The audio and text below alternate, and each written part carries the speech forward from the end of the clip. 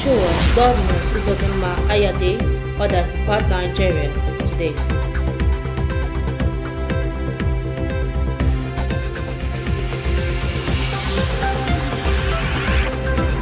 Enugu government bombs building Islamic Center.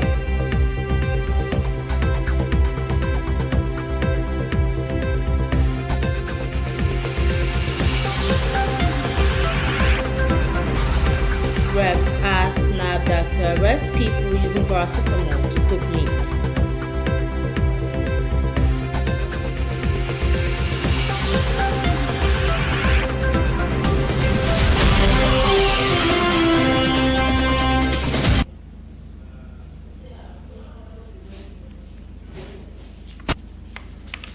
The Tigers inches closer to Tokyo 2020 Olympics after win vs Mozambique in qualifiers.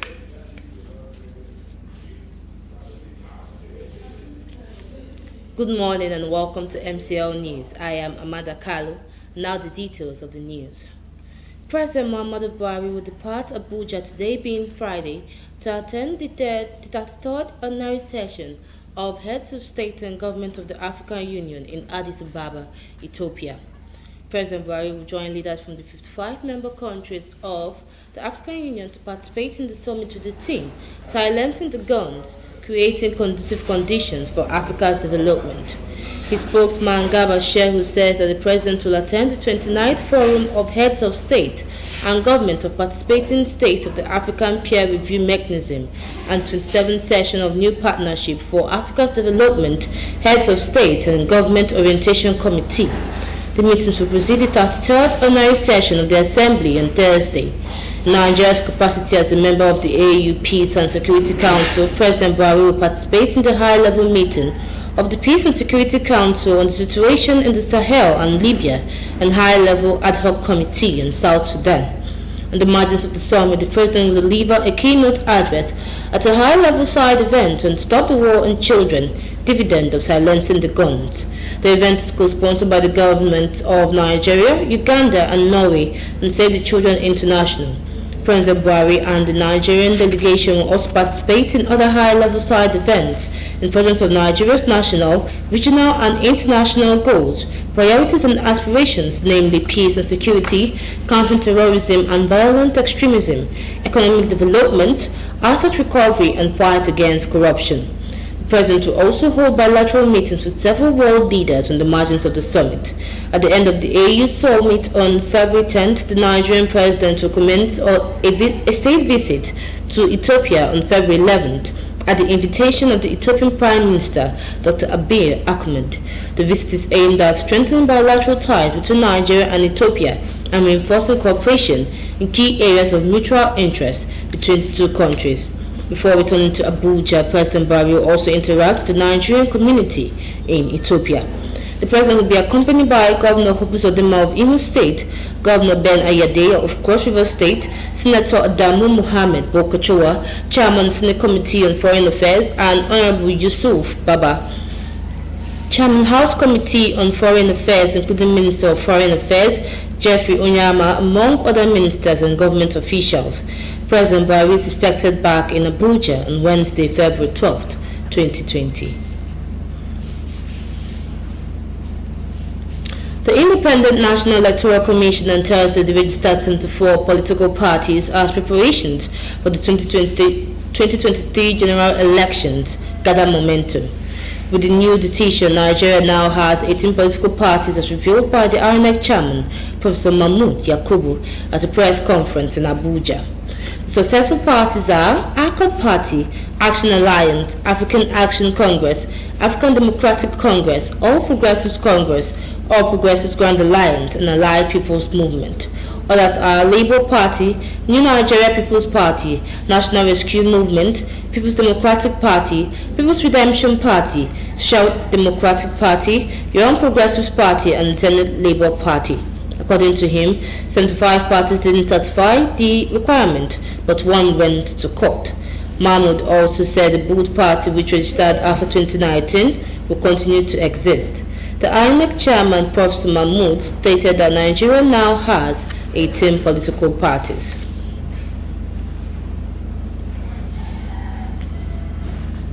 Ahead of Ebonyi State local government election, the People's Democratic Party has released the list and prices for nomination and interest form.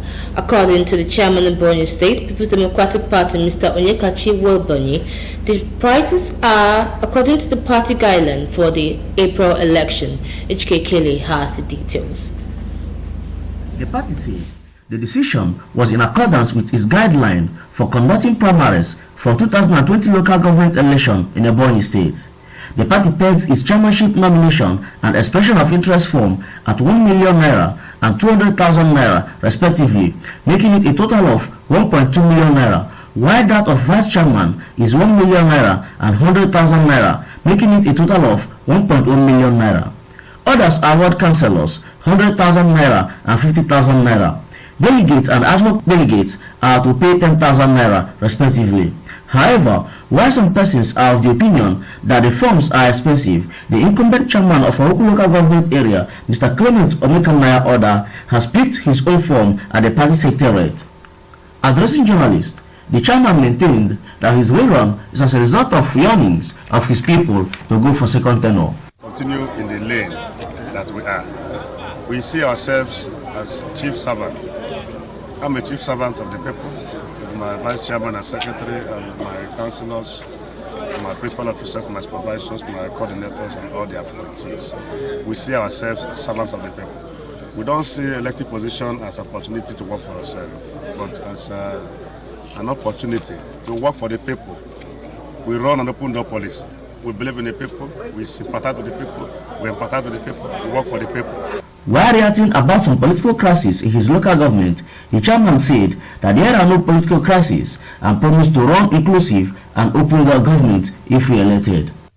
It's just a test of my level of acceptance by my people, which today we have seen that the acceptance is overwhelming. It's overwhelming. It's not a battle. In Ahuku, we don't see politics as a battle. Okay? I'm encouraged by the overwhelming support my people are giving to me. It's as if I have no option. Even if I say no, they will tell me, Chairman, you must continue. Also, however, consider reducing prices of the nomination and interest form for female vice chairman aspirants to 50,000 naira and 100,000 naira respectively. From Ebonyi State PDP Secretariat, I am Ejike Ikele, MCLtv News. President Muhammadu Buhari has described the National Youth Service Corps scheme as a laudable one that needs to be sustained as it affords the opportunity for Nigerian youth to understand the country better. A statement made available to newsmen on Thursday in Abuja by his spokesman Femi Adesina quoted Buhari as stating this while playing host to some corps members who paid him a thank you visit. He also praised General Yakubu Gowon for the initiative. Four members representing others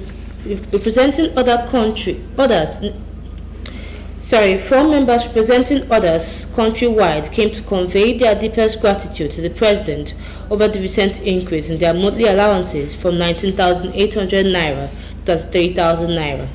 They also reiterated their commitment to do their best during their period in the scheme.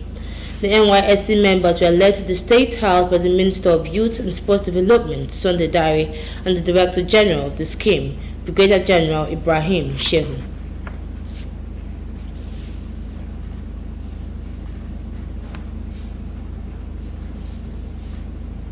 The Imo State government has approved immediate implementation of the 30,000 naira minimum wage in the state public service. A release issued by the Chief Press Secretary and Media Advisor to Governor Hope Uzodinma, Oguwike Nwachukwu, said the payment of the minimum wage will be for the least paid worker on grade level 1, step 1. The release said consequential adjustments on other levels will be implemented as soon as the ongoing government labor negotiations are concluded. Recall that at a recent meeting Governor Uzodinma had with labor leaders in the state, he promised the payment of the 30,000 naira minimum wage if all the negotiations with them are concluded.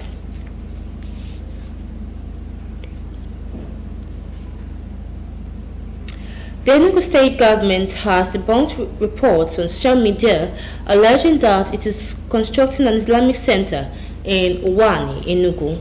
This is coming after the Christian Association of Nigeria also dismissed the rumor as unfounded.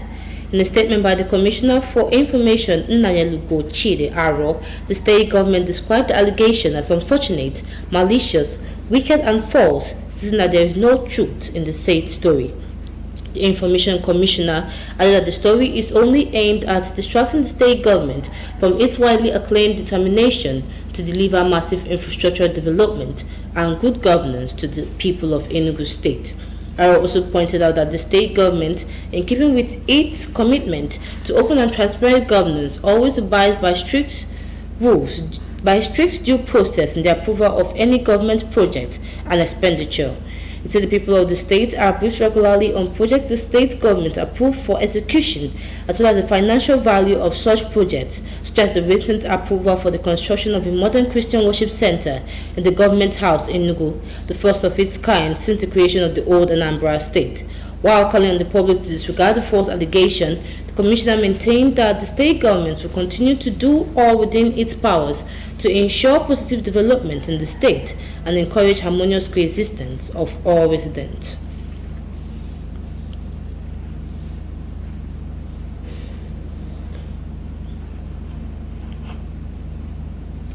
The proposed Ebonyi State Airport project has continued to breed conflict between the indigents of the state, as the Association of Ebonyi State Indigents and Diaspora are said to have condemned in strong terms the statement credited to Ezza extraction in support of the state government.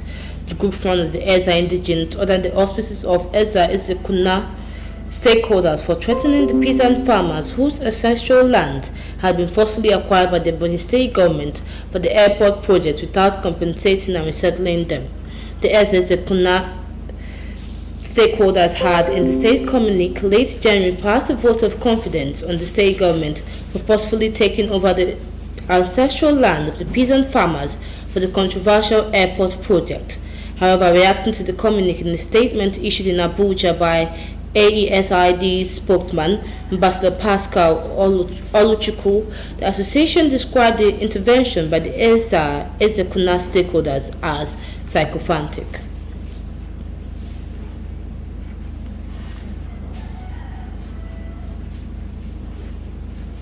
Still to come on the news, 2020 UTME JAM wants candidate on fake admissions. International Day of Female Genital Mutilation. Coronavirus. Nigerian envoy in China donates 1 million naira to trapped Nigerians in Wuhan. Details after the break. Please stay with us. Mommy, mosquito is biting me. But I asked you to use top rank insecticide. Top rank insecticide kills mosquitoes, cockroach, flies, and every other crawling and flying insects faster anywhere around you. NAFDAC approves top rank insecticide for its effectiveness. Use top rank insecticide and enjoy a peaceful night rest. Available in all shops and supermarkets near you in 600 milliliter can and 300 milliliter can. Top rank insecticide is marketed nationwide by C Success Multi Services Limited. Telephone 0813 111 2348 or 090-960-22577. Top rank insecticide. What's worth doing is worth doing well.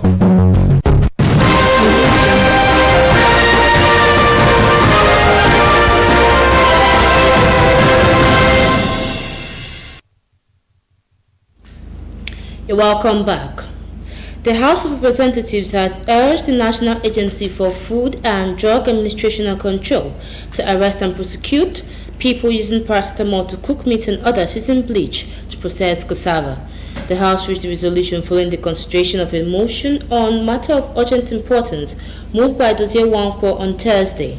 Wankwo stated that there is occurrence of such practice in Osun State. He said that using bleach and paracetamol on food products is highly detrimental to human health. The House therefore resolved to urge the Ministry of Health to ensure that a blueprint for practices in the public food sector is available to the public for implementation. It mandated the Committee on Healthcare Services to ensure compliance.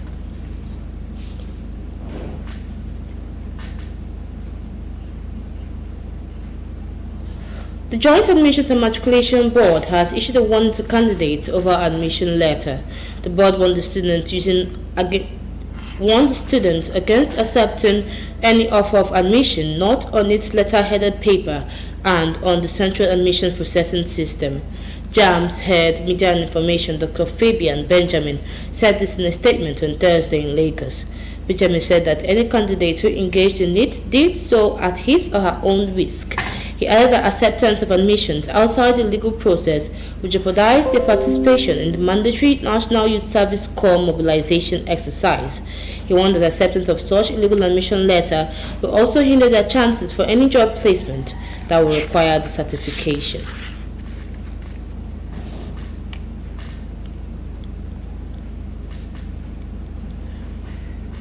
Nigerians have joined the rest of the world to mark the International Day of Female Genital Mutilation.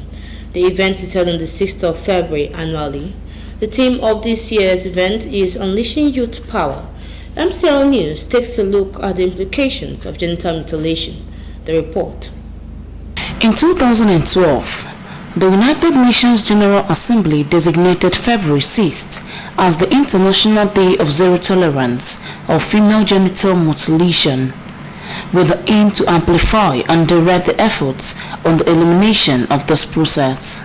Female genital mutilation comprises all procedures that involve altering or injuring the female genitalia for non-medical reasons and is recognized internationally as a violation of the human rights, the health and the integrity of girls and women. Although primarily concentrated in 30 countries in Africa and in the Middle East, female genital mutilation is a universal problem and is also practiced in some countries in Asia and Latin America.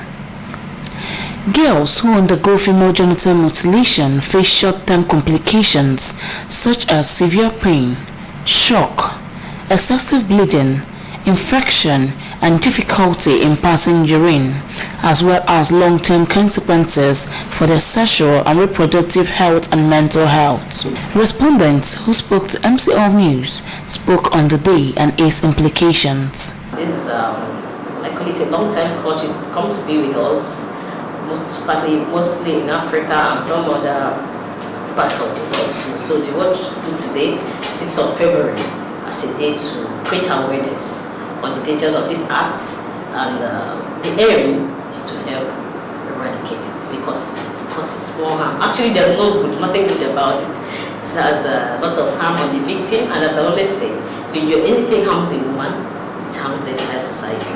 It affects the woman in so many ways. One is in terms of labor. It can delay labor. It affects the woman in terms of childbearing. It can cause prolonged labor. It can cause so many things in a woman, whereby the woman's own sexual desire will not be there. So it's very, very important that people should come out to be against such things. Although the practice has been around for more than 1,000 years, there are reasons to think that female genital mutilation could end in a single generation. Respondents advised the measures to eradicate this practice. There should be a synergy between the government and the civil society organizations, health workers. That is the only way we can reach the people, and everyone should move on. For those who still practice it, there is nothing good about it. Stop it, because when you harm the child, you harm tomorrow, you harm everyone. My advice is that people that engage in the practice should stop it right now, because the world is against that. Allow your child to have a free life, especially in terms of childbearing, so the person will not have any problem. To promote the elimination of female genital mutilation, coordinate and systematic efforts are needed. They must engage WHO communities and focus on human rights, gender equality, sexual education, and attention to the needs of women and girls who suffer from its consequences. The theme for this year is Unleashing Youth Power. Esther Ndube, MCL News.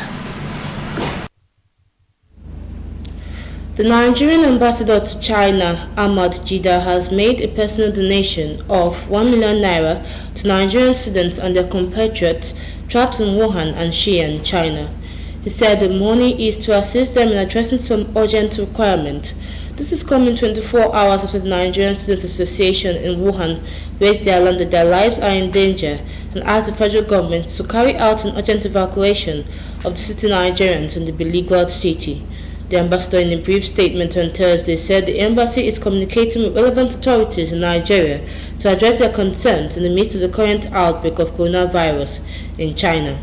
Ambassador Jida expressed confidence in the capacity of the government of the People's Republic of China in ameliorating the menace of the coronavirus expeditiously, and therefore advised them to stay safe, calm, rest assured, and patient.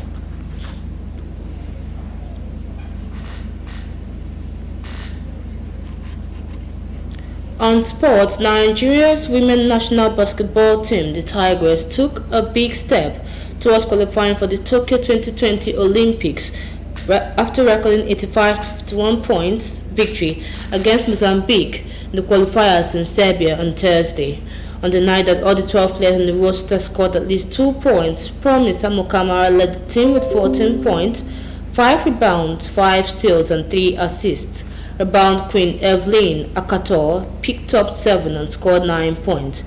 Team captain Adora Ilonu had 10 points, 4 assists, and 3 steals with 100% record from her 2-point attempts, while Izine Kalu recorded 11 points and 5 assists. Although Mozambique started like a house on fire in the first quarter to lead Nigeria 19-18, but heading into the second quarter, it was all about the Tigers as they stepped up their game with some solid defensive play and full court press to frustrate their fellow African opposition as they dominated the rest of the quarters 23-9, 15-13, 19-10 to enjoy a 34-point victory. Although the team has technically qualified for Tokyo 2020, qualification will be officially guaranteed if USA beats Mozambique in the next group game on Saturday. The Tigers will return to the court on Saturday to face host Serbia.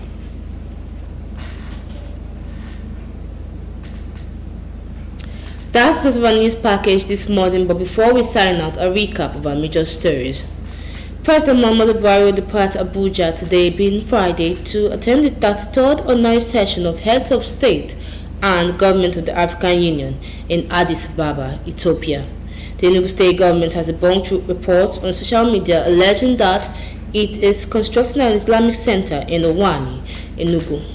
The House of Representatives has urged the National Agency for Food and Drug Administration and Control to arrest and prosecute people using paracetamol to cook meat and others using bleach to process cassava. And on sports, Nigeria's women's national basketball team, the Tigers, has taken a big step towards qualifying for the Tokyo 2020 Olympics after recording 85-51 points victory against Mozambique in the qualifiers in Serbia on Thursday. That was the news. Thanks for watching. Please join us again by 8 a.m. for Good Morning Abia. I am Amanda Kalu. Thank you and good morning.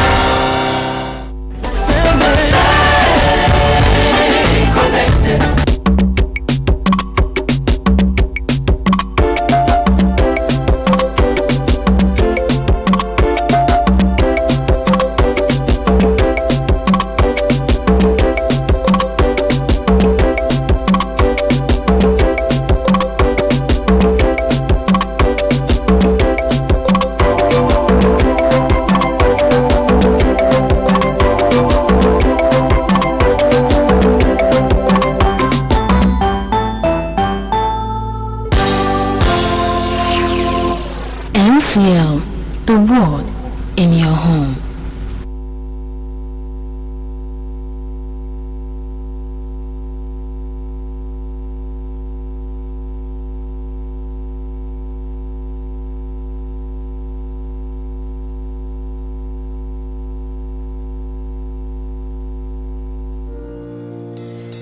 He said to tell you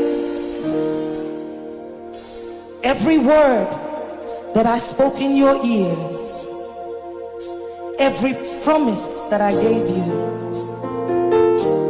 I'm not doing it tomorrow, but I'm doing it today. Today. And the reason I'm doing it today is because I'm able to do it today. So I'm not doing it tomorrow, but there's an urgency for me to do that thing that I told you that I'll do today. The doctor said you have 6 months, but he said with long life will I satisfy you.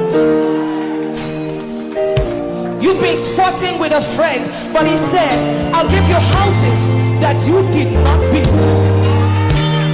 Somebody lift your hands and just say, Lord, today,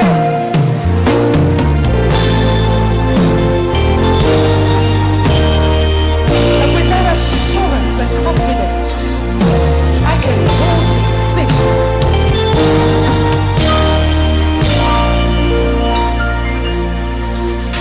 Don't do it tomorrow, Lord, today.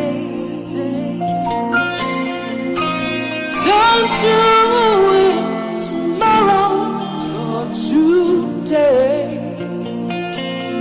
What you told me yesterday, you are able to do this very moment.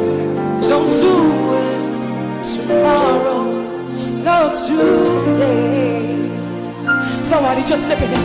Don't do it tomorrow, not today. Don't do it tomorrow, today. 'Cause what you promised me yesterday,